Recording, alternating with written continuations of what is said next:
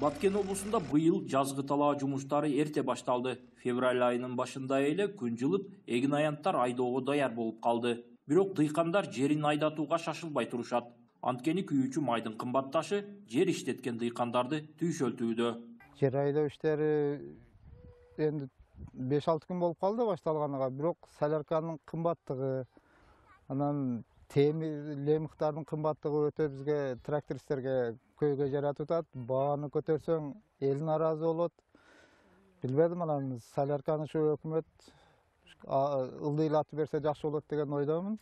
Жер иштетүүдөгү бир топ түйшүктөрдөн улам дыйкандардын басымдуу бөлүгү эгин аянттарын көп жылдуу бак тарактарга айлантууда. Бирок бактан алган түшүмүн кайда сатышын билбей, баш катырган багбандар мөмө жемиштерди кайра иштетүү жагын өкмөт колго алса дешет. Өртүн баасы эми болсо жакшы да, бар болсо аз болсо да сатасын, тирлигиңе жарайт. Мурункуда кымбат өрүк жоктан өзүгө бир консерва завод болуп калса дагы жакшы болуп калат.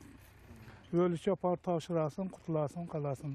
Өкмөттүн Баткен облусундагы өкүлчүлүгүнөн жаздык айдап себүүгө айыл чарба техникалары даяр. Күйүүчү жана майлоочу майлар жылдагыдай эле дыйкандарга мамлекет тарабынан арзандатылган баада сатуу уюштурулууда деп билдирди. Өлкөнүн башка облустарына салыштырмалуу бизде күйүүчү май 1 сом 2 сомго чейин жогору болуп жаткандыгы боюнча маселе коюлду. Айыл чарба министрлигинде ошол өлкөдөгү нефтотрейдерлер менен келишимдерди түзүп, ошол жазгы талаа жумуштары жүрүп аткан учурда күйүүчү майга болгон бааны дыйкандар үчүн бир аз болсо да арзандатуу боюнча маселе коюлду.